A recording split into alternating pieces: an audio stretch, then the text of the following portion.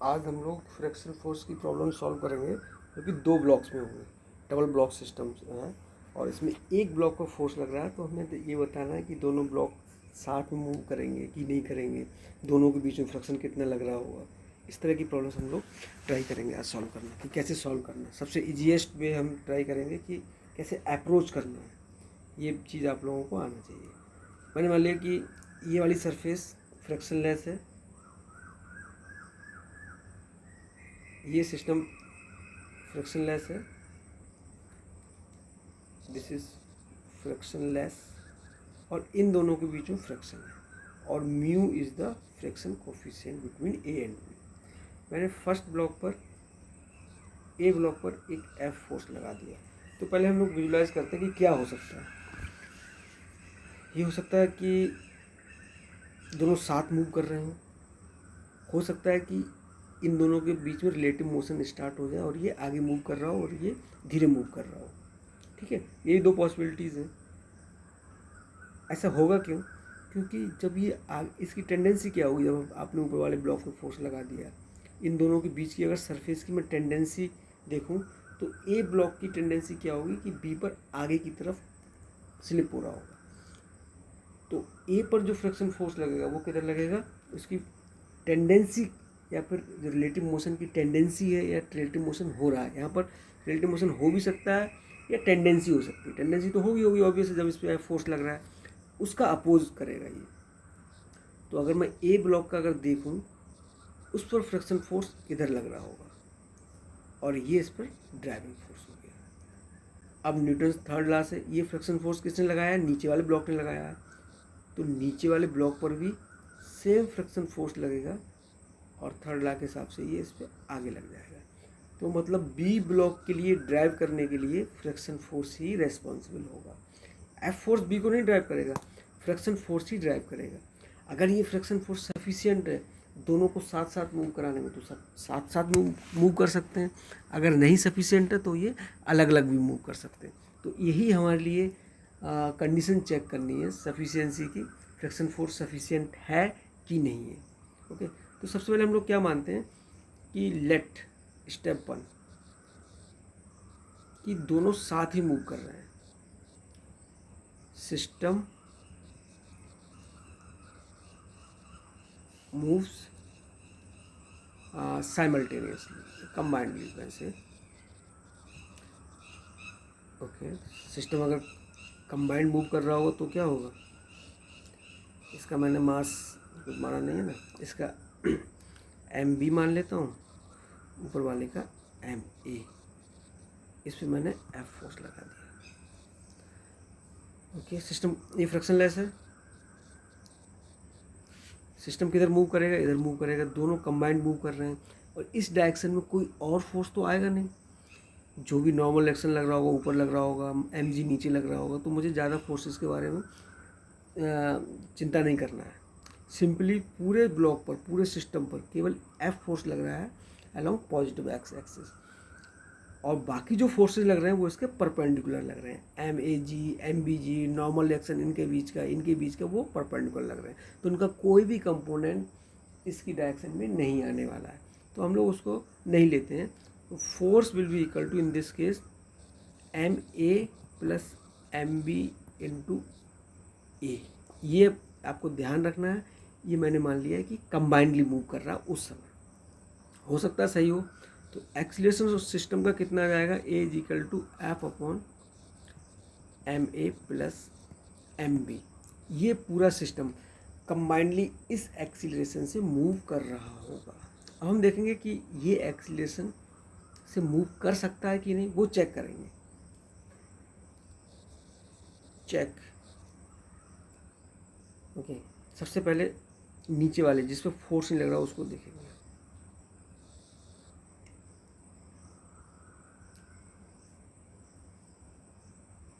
ये हो गया आपका बी ब्लॉक एम बी, इस पर फ्रिक्शन किधर लग रहा होगा, आगे लग रहा होगा। अब कितना लग रहा होगा, that will be mu into N, इससे लेस देन और दिस वन होगा। क्योंकि फ्रिक्शन इज सेल्फ एडजस्टेबल, जितना रिक्वायरमेंट होगा उतना ही लगेगा। मान लो रिक्वायरमेंट 5 न्यूटन का है और अवेलेबल इस कैलकुलेशन से म्यू इंटू एन से आ रहा है 8 न्यूटन, तो केवल कितना लगेगा, 5 न्यूटन लगेगा। ऐसा नहीं कि फुल लग जाएगा, फुल लग जाएगा तो ये आगे निकल जाएगा उससे, वो थोड़ी होगा कि वो आगे निकल गया। ओके, फ्रिक्शन, और फ्रिक्शन फोर्स कितना होगा, म्यू इंटू एन, लिखिए आप N1, क्योंकि ये N1 कौन सा होगा, उन्हीं सरफेसेस के बीच में नॉर्मल रिएक्शंस। इस पर N1, ए पर N1 ऊपर लग रहा होगा और MAG नीचे लग रहा होगा, वर्टिकल डायरेक्शन कोई मोशन नहीं होगा, तो these force will be balanced. N1 is equal to MAG। इधर फोर्स F लग रहा होगा, अगर एक अलग से फ्री बॉडी डायग्राम बनाया, इधर एक्सटर्नल फोर्स F, इधर फ्रिक्शन लग रहा है। ठीक है, तो MBG के लिए मैं थोड़ा सा क्लियर बना लेता हूँ डायग्राम। MBG के लिए आपके पास ये आ गया, ये MB मास हो गया, इस पर फ्रिक्शन आगे लग रहा होगा, that will be less than equal to mu into N1। इसका MBD देख रहे हैं, इसका MBG नीचे लग रहा होगा और ये N2 ग्राउंड और इसके बीच में ऊपर लग रहा होगा, और ऊपर वाले ब्लॉक पर ये N1 लगा रहा था तो इस पर N1 नीचे लग रहा होगा। ये फोर्सेस आएंगे, तो वर्टिकल डायरेक्शन में आप बैलेंस कर लीजिए, हालांकि इसकी कोई रिक्वायरमेंट नहीं रहेगी। N1 plus MBG is equal to N2, क्योंकि यहाँ फ्रिक्शन नहीं है। ओके, इस ब्लॉक के लिए इधर ड्राइव कर रहा है केवल और केवल फ्रिक्शन फोर्स। अब हम देख रहे हैं कि अगर ये ए एक्सीलरेशन से मूव कर रहा है तो फोर्स की रिक्वायरमेंट कितनी होगी इसके लिए, फोर्स रिक्वायर्ड क्वांटिटी कितनी होगी, क्योंकि ये ए एक्सीलरेशन से मूव कर रहा है तो फोर्स रिक्वायर्ड एफ डैश मान लिया, that will B MB mass of this into acceleration. Acceleration आपने कहाँ से कैलकुलेट किया था अभी, ये वाला, MB will be into F upon MA plus MB। ये वाला फोर्स रिक्वायर्ड आ जाएगा, ये फोर्स रिक्वायर्ड है। और अवेलेबल कितना है, available is this one, friction force. Friction force available, जो कि इसको चलाने के लिए है, अवेलेबल है, वो कितना है, मैक्सिमम, हम मैक्सिमम बात कर रहे हैं, तो म्यू इंटू N1। कंडीशन क्या है, अगर इफ़ ये वाली क्वांटिटी ज़्यादा है, mu into N1 is greater then और इक्वल टू F रिक्वायर्ड, तो दोनों साथ मूव करेंगे। क्योंकि अब हमारे पास जस्ट एक न्यूमेरिकल वैल्यू ले लेते हैं, मान लो म्यू इंटू N1 निकल के आ रहा है 8 न्यूटन और रिक्वायर्ड कितना निकल के आ रहा है 5 न्यूटन, तो हमारे पास अवेलेबल तो 8 न्यूटन, रिक्वायरमेंट कितने की है, 5 की है, तो भाई दोनों साथ ही मूव करेंगे। और फ्रिक्शन फोर्स कितना लग रहा होगा अभी, जितना रिक्वायरमेंट होगा, ये नहीं लगेगा उस केस में। ठीक है, तो ये 5 न्यूटन की रिक्वायरमेंट थी, 8 न्यूटन आ गया, तो both block will move simultaneously. Clear है, अगर mu into N1 is greater than equal to, in this case friction कितना हो जाएगा अवेलेबल, फ्रिक्शन फोर्स पूछा जाए तो कितना आएगा, that will be equal to F required. समझ में आया क्यों, क्योंकि भाई F रिक्वायर्ड 5 न्यूटन का है, तो वही फ्रिक्शन 5 न्यूटन ही लगेगा, ऐसा नहीं है कि वो 8 न्यूटन लग जाए, 8 न्यूटन लग जाएगा तो ये आगे निकल जाएगा अगेन।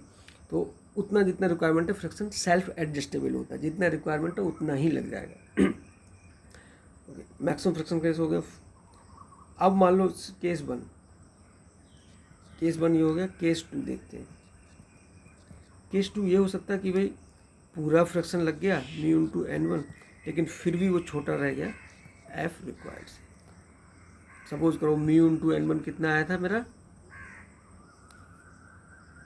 8 न्यूटन आ रहा, सपोज एग्जाम्पल, और F रिक्वायर्ड कितना है 9 न्यूटन। तो वही क्या हो जाएगा, दोनों के बीच में रिलेटिव मोशन स्टार्ट हो जाएगी, मतलब दोनों साथ मूव नहीं करेंगे, relative motion will start. Friction force ने पूरी कोशिश की, पूरा मैक्सिमम लग गया, तब भी उसको इक्वलाइज नहीं कर पाया। उसने कहा भाई आप अलग मूव करिए और मैं अलग मूव करूँगा। इन दैट केस अब एक्सीलरेशन जो हमने पहले कैलकुलेट किया था ये वाला पूरा बेकार हो जाएगा। अब आपको इंडिविजुअली दोनों के रिलेशन एक्सीलरेशन निकालने पड़ेंगे। Now we have to calculate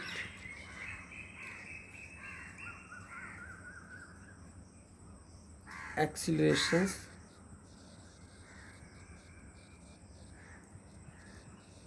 individually, क्योंकि भाई जो हमने एजम्पशन माना था 7 मूव करने का वो ख़त्म हो गया।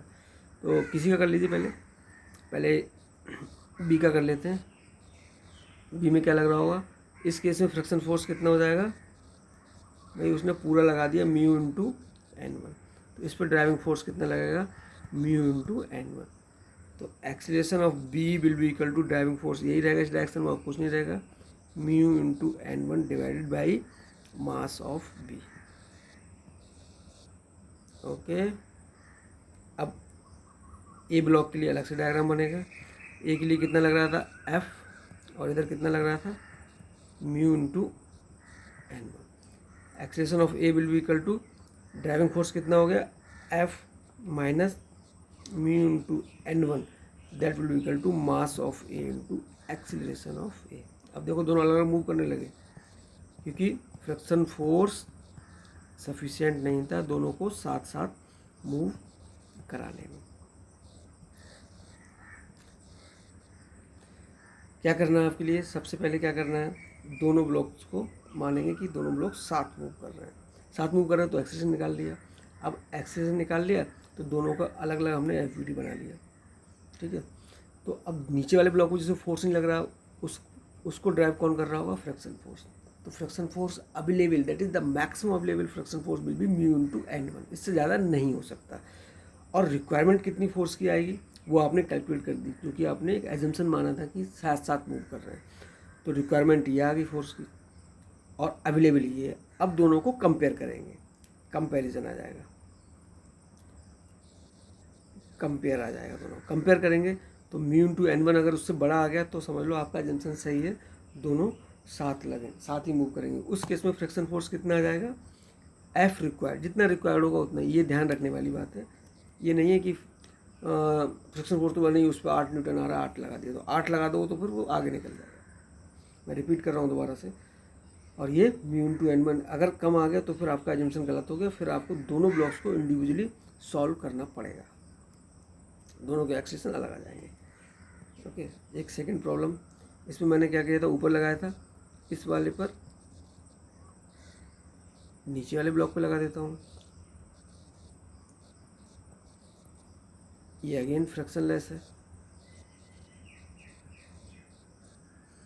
और इसके बीच में mu. Again first assumption, assume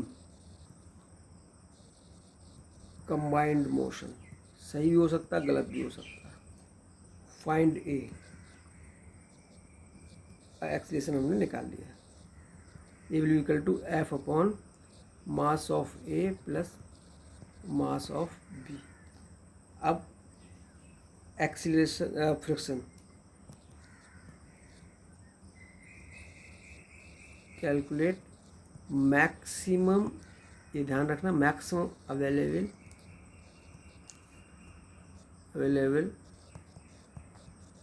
friction कितना अवेलेबल रहेगा। अगेन ये ए है जिस पे N1 लग रहा होगा and this will be M A into G, vertical direction में। नीचे वाले पे फोर्स आगे लग रहा है तो कंडीशन क्या होगी, ये वाला ब्लॉक आगे मूव करने की कोशिश करेगा तो इस पर फ्रिक्शन लगेगा पीछे और इस पर लगेगा फ्रिक्शन आगे, क्योंकि इसी वजह से ये फ्रिक्शन फोर्स ही इसके लिए रेस्पॉन्सिबल होगा मूव कराने के लिए। और दैट मैक्सिमम फ्रिक्शन फोर्स कितना हो जाएगा, एफ आर मैक्स अवेलेबल रहेगा म्यू इंटू N1, यानी कि म्यू इंटू NA इंटू जी, ये अवेलेबल रहेगा आपके पास। और रिक्वायर्ड फोर्स, रिक्वायर्ड कितना आएगा, क्योंकि आपने तो एज्यूम कर लिया कि ए एक्सीलरेशन से जा रहा है, तो F required that will be equal to mass of A into acceleration. Mass A कितना है इसका, एम ए, और एक्सेलेरेशन कितना था पूरे सिस्टम का कंबाइंड का, F upon M A plus M B. ठीक है, ये आ गया। अब कंपेयर कर लीजिए दोनों के लिए, कंपेयर एफ रिक्वायर्ड, ये जिसमें फोर्स नहीं लग रहा उसी के लिए निकालते हैं F required, and friction forces, इन दोनों को कंपेयर कर लीजिए। केस ए आ गया, if F required is less than equal to friction, तो दोनों साथ मूव करेंगे। भाई उतना अवेलेबल है, चले जाएंगे, बोथ विल मूव टुगेदर। ठीक है, F required is greater then, F required is less then friction. फिर से एक बार मैथमेटिकल न्यूमेरिकल वैल्यू से देख लेते हैं। अगर मान लो एफ रिक्वायर्ड आ गया, एफ रिक्वायर्ड आ रहा 8 न्यूटन और फ्रिक्शन अवेलेबल है 8.5 न्यूटन अवेलेबल, ईजी। तो इस केस में क्या होगा, दोनों साथ मूव करेंगे क्योंकि रिक्वायरमेंट 8 की आ रही है इस केस में, बट फ्रिक्शन कितना लगेगा अब, जितना रिक्वायर्ड है। Friction force will be equal to 8 newton only, ये नहीं 8.5 नहीं लगेगा, ये ध्यान रखना है। केस बी, अगर क्या हुआ, इफ एफ रिक्वायर्ड छोटा आ गया, ये बड़ा आ गया, if F required is greater then friction, maximum friction available, maximum वाला रहता है, तो हमारा एजम्पशन गलत हो गया। बोथ विल मूव इंडिपेंडेंटली, दोनों में रिलेटिव मोशन स्टार्ट हो जाएगी।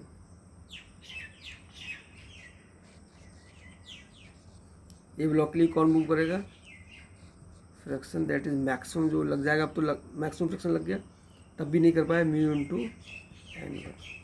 तो acceleration of A will be equal to mu into n1 driving force divided by M A. Acceleration of B पे आपने एफ लगा दिया और इधर क्या लगा दिया, mu into n1। Vertical direction में लेने की कोई ज़रूरत नहीं है, यहाँ फ्रिक्शन लेस है, यहाँ पर कोई फ्रिक्शन आएगा नहीं, ना ही उधर कोई मोशन हो रही है। अगर फ्रिक्शन लग रहा होता तो हमारे लिए वर्टिकल डायरेक्शन में फोर्स बैलेंस करना होता, चाहे भले ही मोशन नहीं हो रही होती, इसलिए वर्टिकल डायरेक्शन हमने लिया ही नहीं। तो that will be equal to F minus mu into n1 पूरा लग गया, into M B into A B. ये अब इसका एक्सप्रेशन आ गया। दोनों अलग अलग मूव कर रहे हैं इस केस में।